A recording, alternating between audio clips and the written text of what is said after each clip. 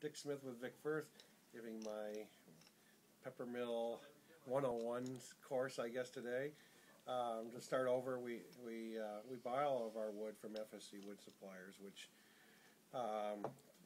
responsible replanting. They make sure that the forests are continually replanted. We then dry the wood in our own kilns, and we get it to 7% moisture, which if wood is too moist, it'll crack, or too moist, it'll warp. If it's too dry, it'll crack. So then once the wood is dry, we own our own sawmill, so then we cut this exactly to size. So any scrap is cut off, or any knot holes. All the sawdust and any scrap we use is used as fuel to heat our factory. So a lot of people will call that green. Vic says, well, I haven't had a heating bill in Maine. To me, that's just common sense. Why would I want to pay a heating bill? So we use everything. We're 100%. There's no waste with any of our products, which is great. And the fact that we have a lifetime guarantee on not only the mechanism but the body, they should stay out there for a long time. So that being said, the other reason the mills are so great is that it's a locking mechanism. If you actually turn the top, you can actually feel that clicking, that little nut. So as you're going clockwise, you're going to a finer grind. If you're going counterclockwise, you're going to a coarser grind. So then when you turn the mill, that never changes. That stays that grind until you change it. It's not just a fine, medium, or coarse. You can dial in, like Mario Batali loves the fact if he's on the Today Show, he can dial in the grind and it comes out perfectly. I don't know if you saw, Mario was on Jimmy Fallon not too long ago, and he had the big 17-inch mill, and he started using it, and Jimmy Fallon actually said, wow, that one even works. So it was kind of a compliment to us. So that's what the chefs love, is the fact that once they dial in the grind and they use this, it doesn't move. And you can see by taking off the cap that it's got a locking, it's got the grooves in the top and the grooves there. Now I think the best part of our mills that no one else offers is the fact that this mechanism just pops right out for easy cleaning. You just pop that out, push it with your palm. And most pepper mills, especially in restaurants, they get thrown away because they're not working correctly, or they're just spinning. It's really just because there's so much pepper dust built up in the chamber here. Right. So if you just take a brush or a cloth, you clean it, you pop the mechanism back in, you've got a brand new pepper mill. This is all carbon steel? 1810 stainless. Stainless. So it can be used for salt or pepper? No, just for the pepper. On the salt, is that salt? Yeah, that one, your mill right there is a salt. We actually use nylon on the salt mills. Reason being, like in a lot of humid areas, if salt gets any moisture, it'll gump up and stick together. It won't stick to nylon, but it sticks to the stainless steel.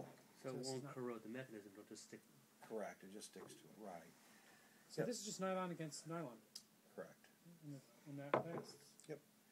You know what, if in a high volume restaurant or someone uses a lot of it, depending on which type of salt you're using, it could wear down, but in that case we just send a new mechanism. You know, the problem with ceramic mechanisms are they will eventually crack. Ceramic it could be tomorrow, could be 50 years from now. I mean, there's no one knows. It's just a type of material that eventually at some point it is going to crack. Vic doesn't like that factor, the fact that if we use ceramic and we do so many restaurants, what if someone were to use it and it cracked and somebody swallowed it? Now, the chance of that is a minuscule chance, but we read every day about minuscule things that happen. So, you know, with Vic's background with the symphony, I mean, he's a perfectionist, and we might get 3 or 4 salt mechanisms that have worn out, and it's because there's so many different kinds of salt out there right now. There's 75 different salts at Whole Foods right now, you know. Can you use this for wet salt? You cannot, no. Unfortunately, no. We're trying to develop one that you can. Could you use it? Yes, but it's just not going to. There's not an auger to feed it through, right, so it's exactly. going to spin around a lot. Exactly. So the other part of our mechanism is that actually, if you look inside, it's a 2-chambered grinding part up to that. There's a back part with the lines about every quarter inch, and then what's happening is when you're turning the mill, the peppercorns actually go to the top, and they're cracked in the back, which releases the oils and flavors. Then it drops down, and in the bottom parts where it's actually ground. So it's very similar to like opening up a can of coffee where you get that fresh aroma. It's the same way with the pepper mills. When you turn the mill and start using it, you get the smell of that fresh ground pepper right away, which really adds to the flavor if you use both thumbs. Let me just push it down. Yep. People get afraid of the plastic Exactly. wheel, Yeah, I don't and you wanna know what? break It's a flex wheel in there, so it's built to bend. Mhm. So again, everything on this mill has a lifetime guarantee, except for the paint, of course. If people are going to continually drop it, we can't protect that or from drum with their.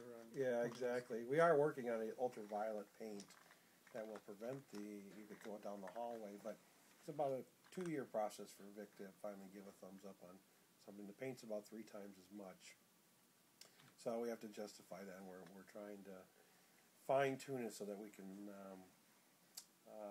get it to work correctly to the price point wise. Otherwise, we'd be quite a bit higher. So everything is made in the U.S. except for the little nut on the top, which unfortunately we lost our manufacturer that was in the U.S. and had to outsource that. Unfortunately, we haven't been able to find anyone. So there you go. Am I less than 10 minutes? You are good. Thank you.